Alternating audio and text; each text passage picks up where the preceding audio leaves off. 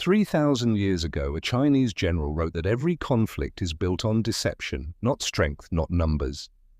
Deception, he believed the most dangerous battles were never fought with weapons. They were fought with questions.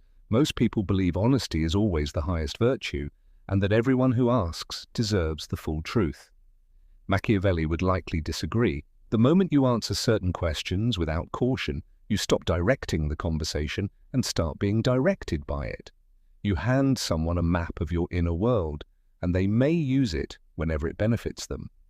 There are 7 questions that often sound innocent, even caring, yet they can quietly reveal everything another person needs to understand your weaknesses. By the end of this video, you'll never hear these questions the same way again. The 7th question is the one that catches almost everyone. In 1647, Baltasar Gracián wrote a remarkable book called The Art of Worldly Wisdom. One of his central ideas was simple: reveal too little, and people lose interest. Reveal too much, and you give away every advantage you have. Wisdom lies in knowing what to keep private. Modern psychology describes a similar idea through selective self-disclosure. In almost every conversation, the person who shares less often keeps more control, not because they're mysterious, but because they haven't handed over unnecessary information. People with manipulative intentions understand this naturally. They don't ask unusual questions. They ask the same questions everyone asks. The difference is how they use the answers. They listen carefully, looking for patterns, habits, and emotional weak points. That's why these 7 questions matter. They're not dangerous because they're uncommon. They're dangerous because they sound completely normal. Question 1. Be honest with me. This question usually arrives in a gentle way. It may come with a calm voice, a concerned expression, or reassuring words. I just want the truth. Tell me what you really think. You can be completely honest with me. At first it sounds harmless, but notice what's happening underneath. The request isn't simply for honesty. It's often an invitation to lower the natural boundaries that protect your privacy. Every healthy social interaction includes a filter. You choose your words carefully. You avoid saying things that don't need to be said. That's not dishonesty. It's emotional intelligence. You don't tell your boss every opinion that crosses your mind. You don't criticize a family member's cooking just because they asked if you liked it.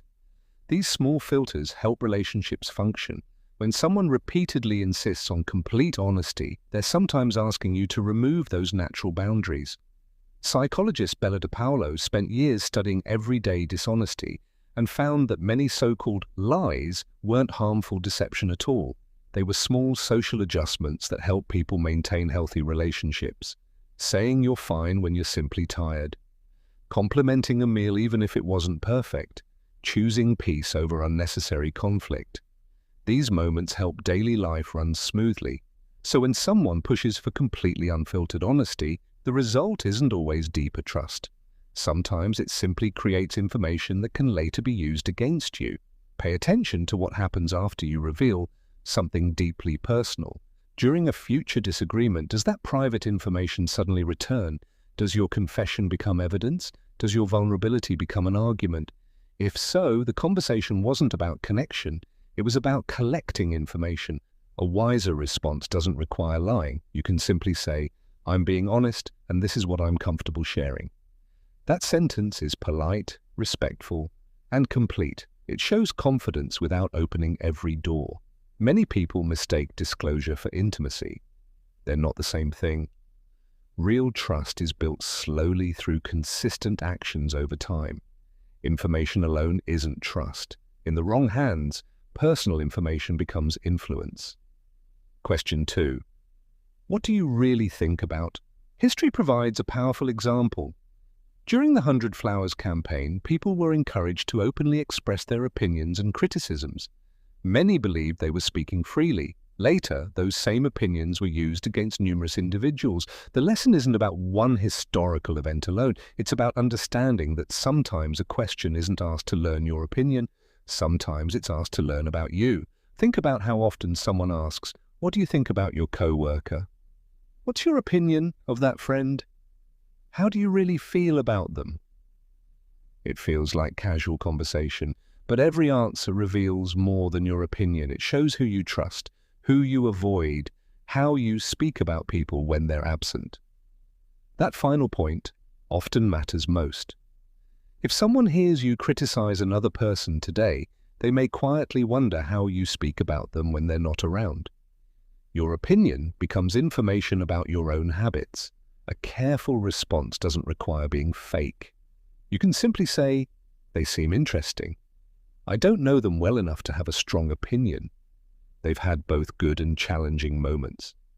These answers are truthful. They simply avoid creating unnecessary conflict. Notice something important. The first question asks for honesty. The second asks for your opinion about someone else. On the surface, they seem different, but underneath, they serve the same purpose. Both encourage you to reveal information you may not have volunteered on your own. That pattern continues throughout the rest of the list. Question 3. What's wrong? Are you okay? This question is one of the hardest to recognize because it often sounds compassionate.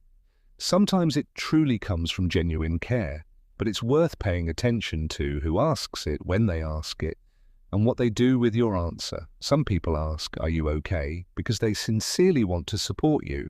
Others ask because they're looking for information. Psychological research has suggested that when one person consistently reveals much more about themselves than the other, the relationship can become unbalanced. The person who shares more often feels closer, while the listener gains a clear understanding of that person's emotional patterns. When you explain everything that's bothering you, you may reveal 3 things at once: your current emotional state, the situations that affect you most, the areas of your life that matter deeply to you. A genuine friend doesn't force those details out of you. They create a safe space and allow you to share when you're ready. Someone who repeatedly pushes for every detail, especially when you've chosen to stay quiet, may be more interested in understanding your inner world than supporting it. Baltasar Gracián once advised people not to expose every weakness to the world.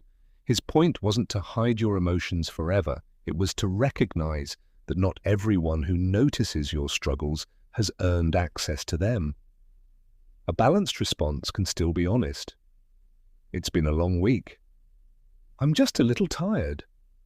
I've got a lot on my mind, but I'll be okay." These answers are truthful without revealing everything. Share your deepest struggles with people who have consistently earned your trust, not simply with everyone who asks. Take a moment to notice something. None of these questions sound dangerous. They're ordinary. They appear in conversations every day. That's exactly why they're effective. The most influential questions rarely announce themselves. They arrive looking completely normal. Question 4. How much do you make? How much did that cost? Money has always been considered a private subject in many cultures, and there's a practical reason for that. Financial information helps people estimate your situation. Your income suggests your budget.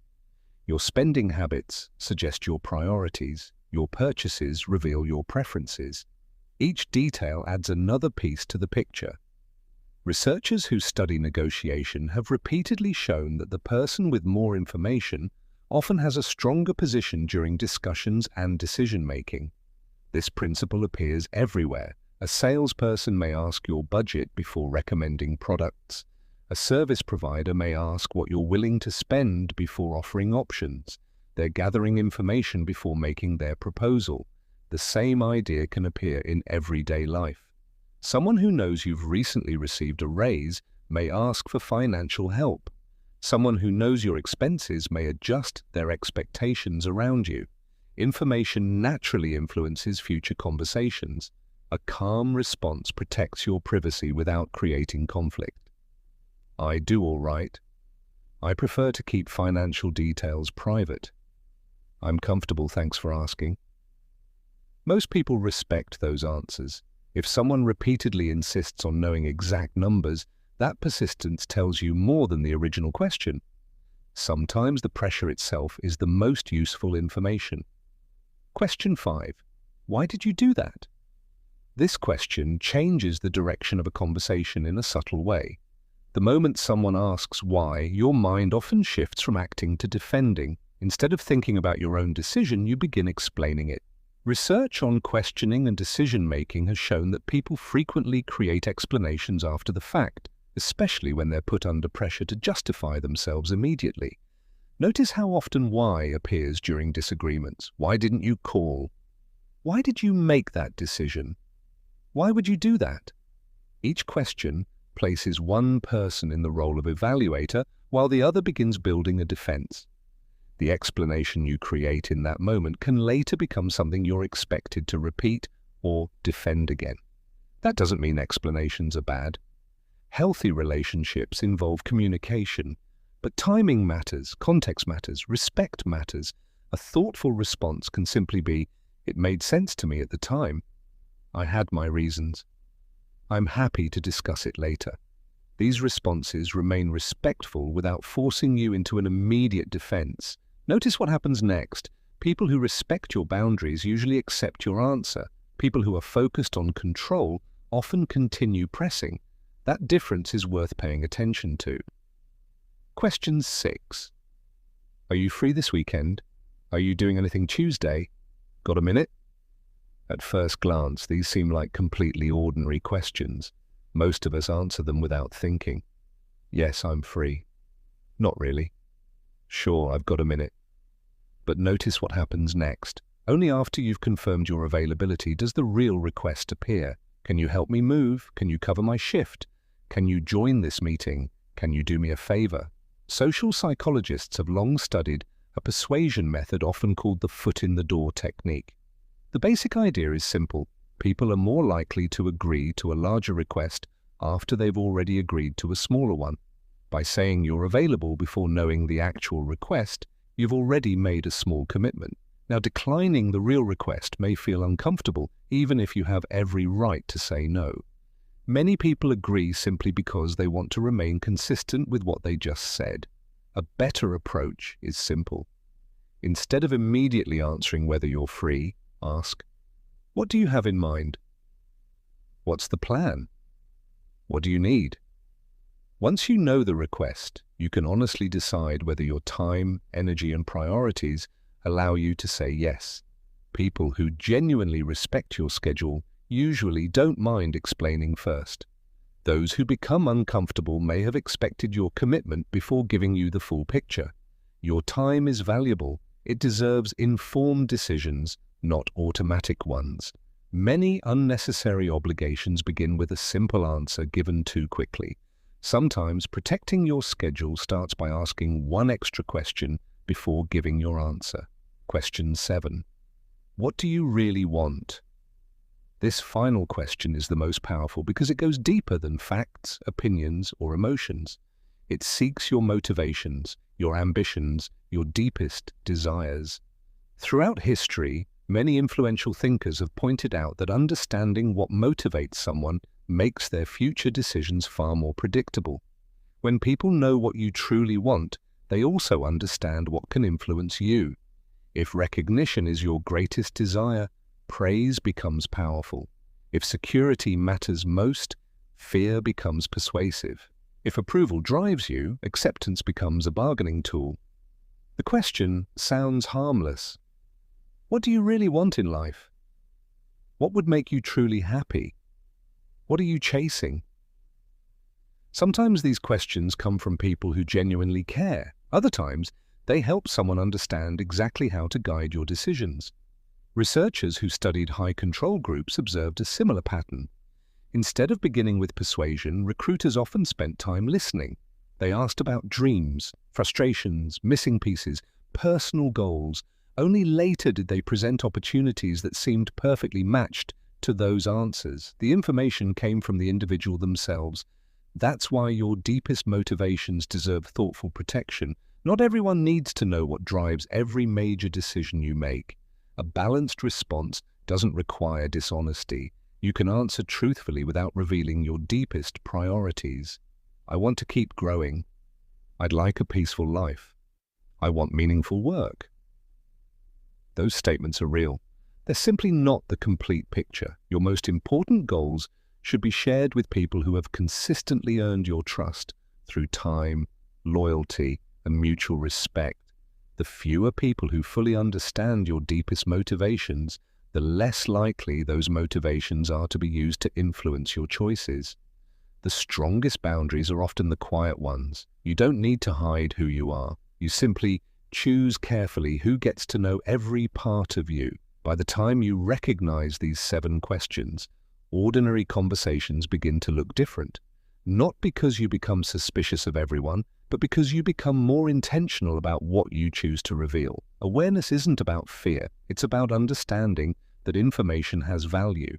The more thoughtfully you share it, the more control you keep over your own decisions and your own life. If this video changed the way you think, don't keep it to yourself. Hit the like button to support the channel, subscribe now, and turn on the notification bell so you never miss our upcoming videos on psychology, strategy, and human behavior. Now it's your turn. Which of these 7 questions surprised you the most? Share your answer in the comments below. I read them all and would love to hear your thoughts. Thank you for watching and stay connected with the channel. More powerful insights are coming soon.